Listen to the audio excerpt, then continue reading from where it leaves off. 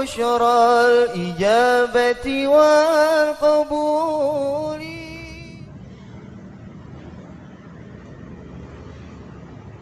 Bismillahirrahmanirrahim. Assalamualaikum warahmatullahi ta'ala wabarakatuh.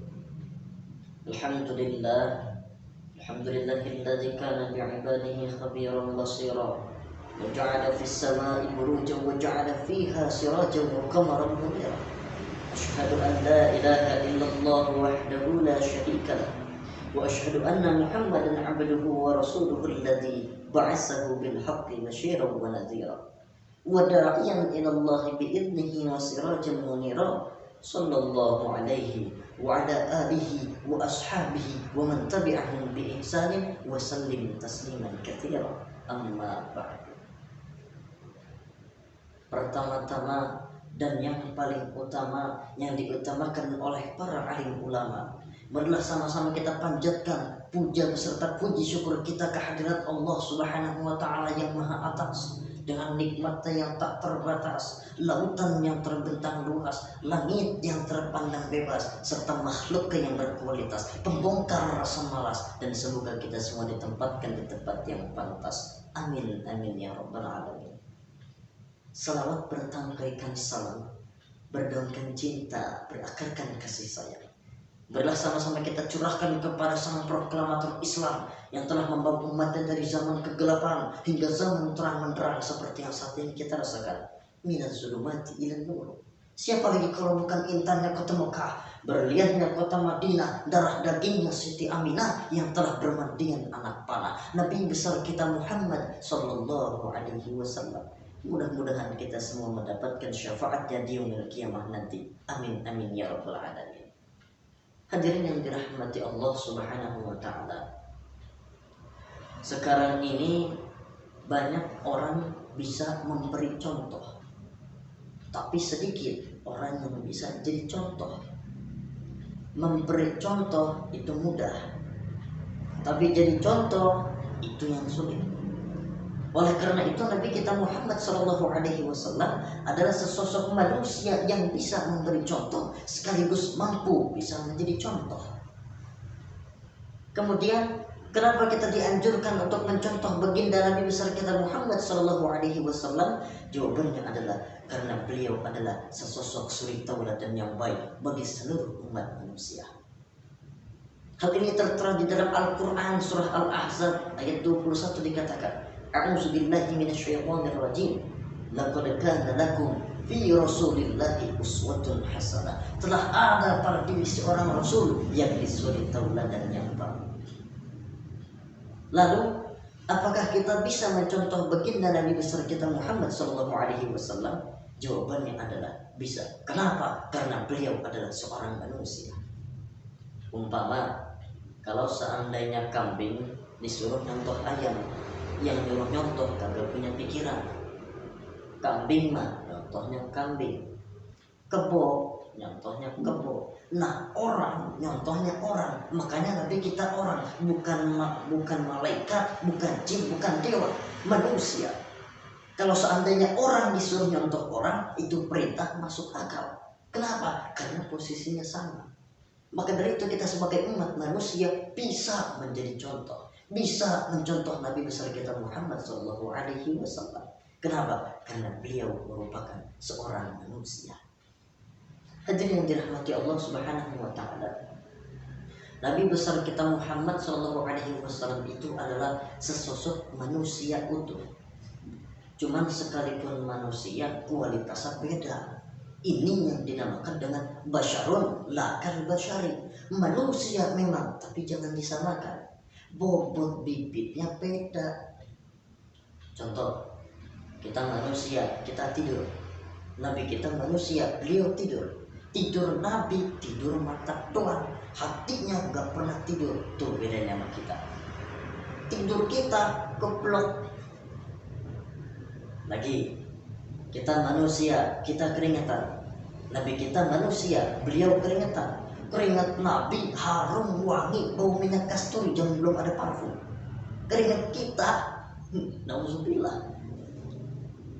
Dan juga pribadi Nabi kita Muhammad SAW adalah sesosok pribadi yang multidimensi. Pak, saya ini seorang pengusaha Pak. Nabi umur 9 tahun udah ke Syria dagang lintas negara Syam. Saya jenderal Pak, Nabi mimpin tentara medan perang Pak.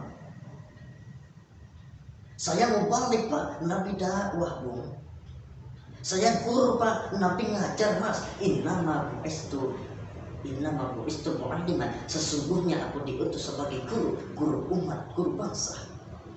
Saya politisi Pak, Nabi diplomat dulu Bu. Saya presiden Pak, Nabi mimpin bangsa dan negara Pak. Saya kepala rumah tangga Pak, Nabi punya anak ini Pak. Nah, ada pun kata Imam Nusair ini yang dahsyat. Apa kata Imam Nusair? Ka'annahu wa huwa fardun fi jalalatihi fi askarin haynatal bahwa fi hasyam. Sepertinya kehebatan Rasulullah itu sama, baik dalam keadaan sendiri maupun di tengah-tengah tentara. Artinya begini, orang hebat itu banyak, tapi yang hebat di mana-mana susah nyarinya. Baginda Rasul ini lagi duduk hebat, lagi jalan hebat, ada di pasar hebat, lagi di masjid hebat, di medan perang hebat, di depan anak-anak hebat, di mata musuhnya hebat, di depan sahabatnya hebat, di mata istrinya hebat, di mana-mana hebat. Kita hebat juga cuma setempat. Di kantor hebat, sekantor orang diomelin, dan pulang ke rumah dikeplak sama bininya di masjid. Lalu kalau begitu, apa kira-kira yang kita ingin contoh dari baginda Nabi besar kita Muhammad SAW? Yang pertama adalah Rasulullah itu adalah tokoh yang sejak kecil udah ditempa kesusahan. Lihat Sayyidah Aminah, ibunda baginda Nabi, melahirkan anak pertama tanpa dinampingi suami, meninggal suaminya, sedih hatinya, remuk perasaannya, tapi tegar jiwanya. Dilahirkannya bayi bernama Muhammad, diasuhnya dengan penuh kasih sayang, dan diantaranya menjadi orang besar dan memang dibesarkan oleh Allah. Itu contoh. Jadi Nabi remajanya nggak pernah dikorokin, tegar, tahan bantingan, nggak cengeng. Maka dari itu kita jangan takut dalam menghadapi kehidupan. Hidup ini harus kerja keras, banting tulang, peras keringat. Itu contoh pertama dari baginda Nabi Muhammad SAW. Kemudian yang kedua, contoh dari Nabi adalah orang yang paling bersih hatinya Rasulullah. Orang yang paling baik akhlaknya Rasulullah. Orang yang bahkan sudah dapat jaminan ampun dari segala dosa Rasulullah. Tapi orang yang kalau setiap sholat malam bengkak kakinya karena rajin sujud Rasulullah. Aspek ibadah. Sekarang saya mau tanya, kita ini hamba Allah atau bukan? Kalau memang kita hamba Allah, kata siapa? Yang pastinya kata kita sendiri. Yang namanya kata sendiri kan itu namanya ngaku. Cuma diakui apa enggaknya kan kita belum tahu. Ngaku mah murah, tapi diakuin itu yang mahal. Saya hamba Allah, kata saya. Berapa banyak manusia yang mulutnya hamba Allah, tapi perbuatannya dia menyatakan hamba dunia, hamba jabatan, hamba harta, hamba setan, budak nafsu, tidak sesuai ucapan sama perbuatan. Apalagi kita ini sekarang berada di zaman entertain, abad entertain, orang pada bangun pencitraan. Makanya kiai sama dukun sekarang tuh tipis bedanya. Dukun sekarang pada bangun pencitraan, pada masuk iklan. Ini sekarang zaman kita sekarang ini siapa pakai apa, siapa mau jadi apa udah nggak keurus. Dan masyarakat kita sekarang ini udah kayak daun kering. Tahu daun kering? Gampang dikumpulin, susah diikat. Berisik tapi gampang dibakar. Cepat heran tapi mudah kagum. Maka dari itu jangan tersenyum kepada orang buta dan jangan berbisik kepada orang tuli. Jadi yang tadi saya bilang sebelumnya, contoh baginda Nabi ibadahnya luar biasa. Teman-teman ingatlah, kita ini perlu Allah. Semua kita perantau di bumi Allah ini Kenapa? Karena semua pasti akan merasakan yang namanya mati. Bodoh kalau dia perantau, dia sadar dia merantau, tapi nggak pernah mikirin pulang. Lebih bodoh lagi, dia mikirin pulang, tapi nggak nyiapin bekal. Kenapa? Karena kita semua pasti akan pulang menghadap kepada Allah Subhanahu wa Ta'ala. Perantau pasti pulang. Itu contoh yang kedua dari baginda Nabi, ibadahnya luar biasa. Kemudian contoh yang ketiga terakhir dari Nabi adalah modal utama perjuangannya adalah akhlak. Memperbaiki akhlak dengan akhlak. Rasulullah itu mengajar, bukan ngejek. Rasulullah itu merangkul, bukan mukul. Rasulullah itu pakai argumen, bukan pakai sentimen. Tujuan dakwahnya adalah kebenaran, bukan menang-menangan.